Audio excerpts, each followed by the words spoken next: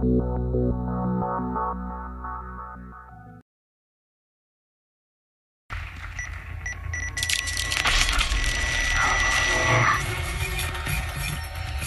bonjour à tous, je suis Alex Simon, donc j'ai le plaisir de venir en saison 2, comme me l'a dit Ludovic.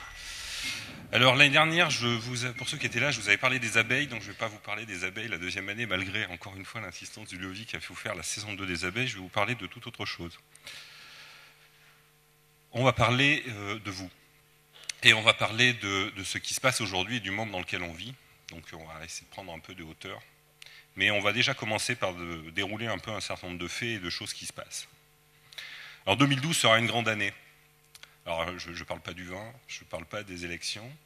2012, c'est l'année où la France rejoint le petit groupe des pays qui ont atteint le plafond de pénétration de l'Internet. Jacques Attali avait mis ça dans un rapport qui est dans un tiroir maintenant, mais la prédiction était juste. L'année prochaine, 100% de la population qui pourra être connectée en France le sera. Alors c'est une mauvaise nouvelle pour les opérateurs de réseau, puisque leur marché ne va plus grandir. Mais c'est une bonne nouvelle pour nous tous, puisque ça y est, c'est bon, on se le dit, ça y est, la France entière est sur le net. Tout le monde est sur le net. Absolument tout le monde.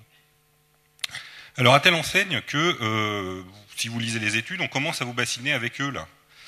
Les seniors, les Silver Surfer, le surfeur d'argent, alors c'est pas le super-héros de Marvel, mais c'est comme ça que les Américains l'appellent, et vous ne vous en êtes peut-être pas rendu compte, mais ces gens, actuellement, là, à l'heure où je vous parle, ils pèsent 50% de l'e-commerce français. Les seniors qui ont la carte bancaire, qui sont sur Internet, qui ont compris comment ça marche et qui s'en servent, pèsent aujourd'hui, c'est les chiffres de la Fédération de la vente à distance, 50% du chiffre d'affaires de l'e-commerce français. Alors Internet... zone de non-droit peuplée de pirates de la musique en ligne, c'est fini. C'est lui qui compte maintenant, c'est les anciens. Alors, petit changement. Alors, petit changement aussi, mais ça vous le savez, donc cet été, le trafic Internet sur smartphone et tablette a dépassé le trafic domestique. Donc il passe plus de bits dans les tuyaux à cause des engins que vous avez dans votre poche, ou des iPads et autres tablettes que je vois dans la salle, que sur les ordinateurs domestiques. Et l'année prochaine, c'est en nombre d'équipements que le nombre d'équipements mobiles va dépasser les ordinateurs. Vous savez, la petite fille de la machine à écrire, l'outil de travail dans lequel vous vous asseyez, vous attendez que les applications montent, c'est lent et vous passez du temps devant. Alors merci d'avoir parlé de mobilité à un de mes prédécesseurs. Donc le changement, il est là, à la question, est-ce qu'il faut encore faire un site ou effectivement, est-ce qu'il ne faut pas être déjà là-dedans, quoi, à quoi ça sert de faire un site internet pour des gens qui s'assoient derrière un bureau, alors que dans 18 mois, à la maison, c'est les tablettes qui vont avoir mis le PC dehors, enfin sauf pour les joueurs invétérés, les gens qui ont un usage extensif. Vous avez tous vu cette pub, je pense, cette pub, c'est un changement. Elle s'adresse à des gens qui savent. Il n'y a pas de téléphone, il n'y a pas de support téléphonique, il n'y a pas de boutique, il n'y a aucun service. Ça s'adresse à des gens qui savent faire et qui se débrouillent. Il y a un site internet, et après, à la limite, tu pirates ta box si tu as envie, et tu te débrouilles. Et c'est moins cher. Donc il se passe quelque chose. Un grand acteur de la téléphonie fait une offre, et tu te débrouilles. Et il n'y a pas toutes ces choses qu'on imagine pour le client standard, qu'on présumait avant, qu'il ne savait pas, qu'il ne connaissait pas, qu'il fallait accompagner, qu'il fallait aider, il fallait envoyer un installateur à domicile, etc. Dans cette offre, il n'y a rien de tout ça. Il y a ça aussi, alors il y a des petites vidéos qui tournent en ce moment, ça y est, les robots sont là, on discute avec sa machine, et c'est un robot qui vous parle, et c'est comme si c'était une personne. On commence à apprendre à vivre avec des robots autour de nous, et c'est pas de la science-fiction. Et puis il y a ça. Alors ça, c'est l'acronyme qui est à la mode, j'espère que vous l'avez entendu, c'est le titre de la conférence Le Web de Loïc Lemeur le mois prochain à Paris. C'est quelque chose qui dit que vos stratégies doivent systématiquement être sociales, locales, mobiles. Alors pour ma part, ce que je pense, c'est que ça ressemble à ça. C'est qu'il ne faudrait pas que vous ayez chercher un bilan lessive supplémentaire sur étagère en oubliant ce que vous êtes, où vous voulez aller, simplement parce qu'il faut être systématiquement maintenant social, local et mobile. Il ne faut pas rentrer là-dedans, il ne faut pas oublier ce que vous êtes, et il ne faut pas oublier la leçon du monsieur qui vient de mourir. Et qui disait que quand on va mourir, on sait ce qui est important. Alors, Internet a disparu. Je vous le dis, Internet a disparu, Internet n'est plus là. Pourquoi? Parce que Internet fait partie de nos vies. Comme ça a été précédemment indiqué, on est tous connectés maintenant, tout le temps, partout, en tout temps, et on fait ce qu'on a à faire. Et pour l'utilisateur lambda aujourd'hui d'Internet, Internet a disparu. Il n'y a plus de modem qui s'allume, hein, c'est fini tout ça. Internet est là, et on s'en sert. Et effectivement, l'exemple d'Auchan, et merci de l'avoir fait, était révélateur. Partout où je suis connecté, je suis en relation avec la marque. Alors, pour moi, on n'est pas ce matin en train de parler d'e-tourisme, on parle de tourisme. On n'est pas en train de parler d'e-commerce, on parle de commerce. On n'est pas en train de parler de service ou de e-service, on est en train de parler de service. Arrêtez de mettre Internet dans une case. C'est au cœur, c'est complètement, vous baignez dedans, littéralement, et vos clients encore plus. Alors, l'exemple d'Auchan était tout à fait révélateur. Votre client n'est pas schizophrène, il n'est pas une autre personne quand il est devant un écran, et puis c'est pas la même personne dans la rue ou quand il pousse la porte de votre office de tourisme. C'est bien une seule et même personne qui pense qu'il sera connu et reconnu par vous en tout point de tous les services et tous les moyens que vous lui donnez d'interagir avec vous. Ça doit être cohérent. Et il doit être connu et reconnu, en tout point. Et ça doit avoir la même promesse, et c'est bien que la promesse se transforme parce qu'il va en parler derrière. Alors, où est-ce qu'on va? Alors, on n'est pas tous des Playmobil, hein. J'ai mis ça parce que dans toutes les présentations modernes aujourd'hui, il y a des Playmobil, donc j'ai mis des Playmobil. Donc on n'est pas tous des Playmobil, on n'est pas tous pareils, on n'est pas tous formatés, on ne sort pas tous du même moule. Mais il y a quand même quelque chose qui se passe qui est d'un point de vue plus global. Alors l'année dernière, j'avais parlé des abeilles, j'avais parlé de stratégie de pollinisation, j'avais parlé d'outils, j'avais parlé de ce genre de choses. Pour ma part, moi je fais de la stratégie tous les jours, hein. Je ne pense pas que les outils ou la stratégie, ça soit fondamentalement le problème, et c'est ce que je suis venu vous dire ce matin. Je pense fondamentalement que les stratégies, on parlait du solo-mot tout à l'heure, c'est à peine arrivé, c'est à peine devenu mainstream, et on va en parler, que c'est déjà mort. Pourquoi? Parce que ça a été pensé à une époque, à un moment donné, dans un monde qui est déjà disparu. C'est-à-dire que le solo-mot, c'est déjà le coup d'avant, si vous voulez. Il faudrait effectivement déjà prospectiver sur le coup d'après. Il ne faudrait pas importer la stratégie de l'autre, alors que l'autre, il est déjà passé à la phase suivante, et que c'est déjà la ruine. C'est Détroit, hein, pour ceux qui connaissent. Je pense fondamentalement que c'est dans votre tête que ça se passe. Et que c'est un problème de mindset, comme disent les Anglais. On devrait parler de culture. Et moi, ce matin, j'ai envie de vous parler de culture.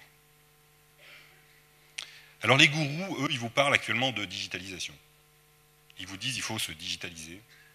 Alors est-ce que c'est François, là, qui vient d'annoncer qu'ils arrêtaient le papier et qu'ils étaient entièrement en ligne? Est-ce que c'est ça, la digitalisation? Est-ce que c'est ça? Hein? Alors ça vous fait rire, mais vous rigolez, mais être un geek, il n'y a pas si longtemps que ça, les gens étaient fiers de dire qu'ils étaient un geek. Hein, que c'était super, etc. Aujourd'hui, c'est complètement has-been. C'est en train de devenir complètement has-been. Mais qu'est-ce que c'était un geek? C'était des gens qui essayaient d'inventer une nouvelle manière d'être, une nouvelle manière de vivre, d'être ensemble, une nouvelle culture.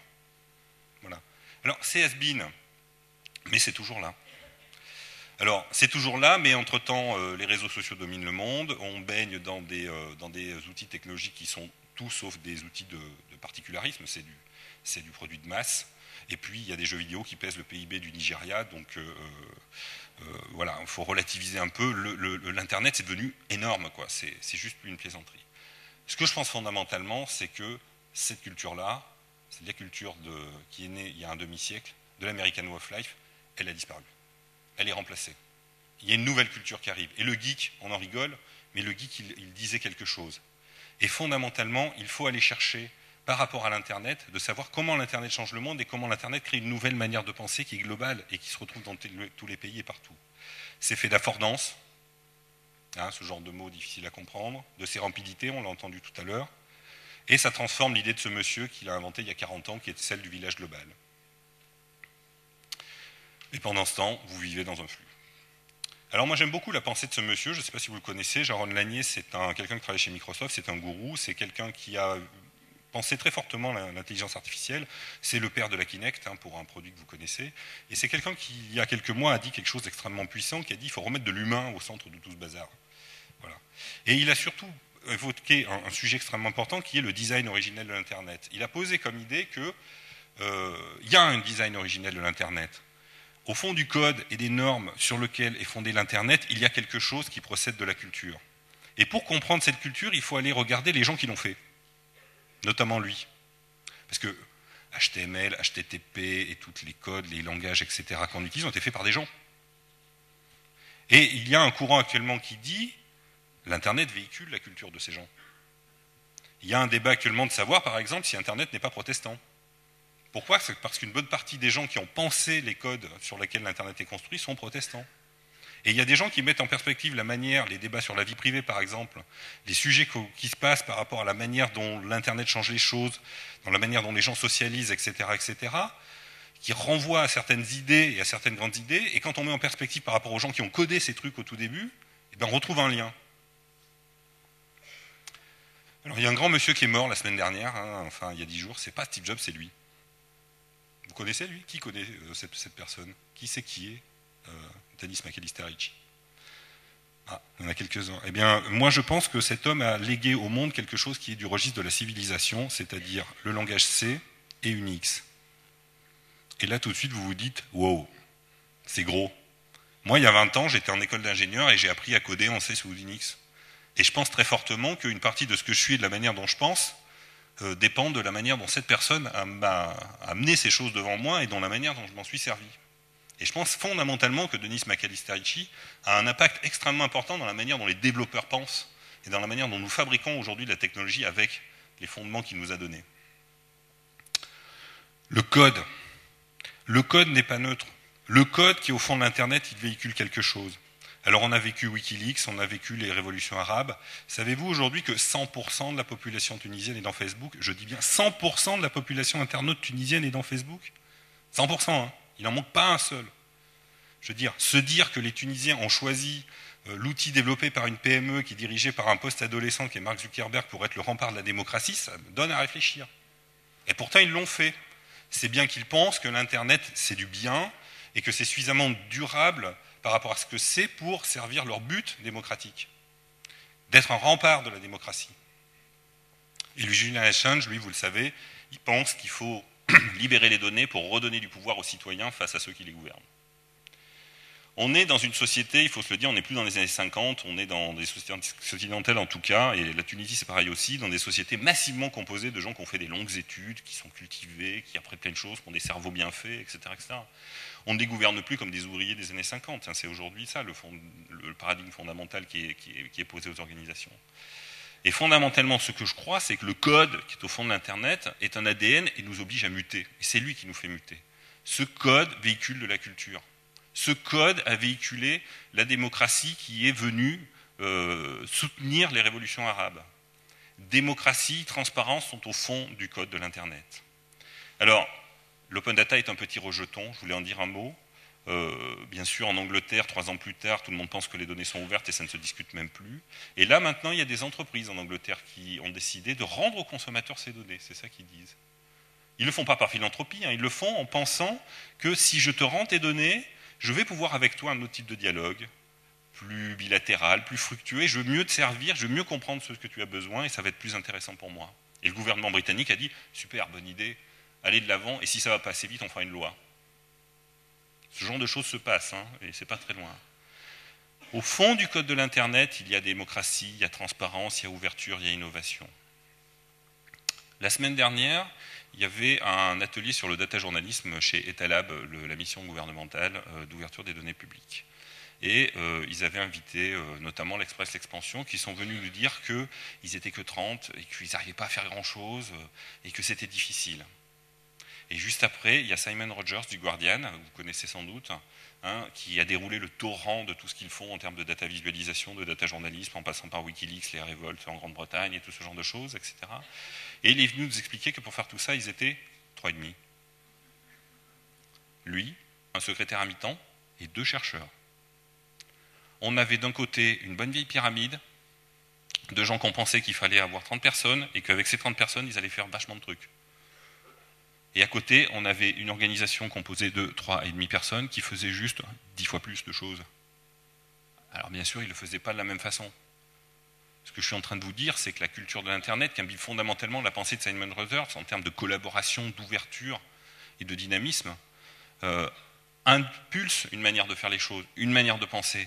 On a d'un côté une organisation au XXe siècle et d'un autre côté une organisation au XXIe siècle. On n'est pas dans le même registre culturel. Pensez bien, l'Internet est un code.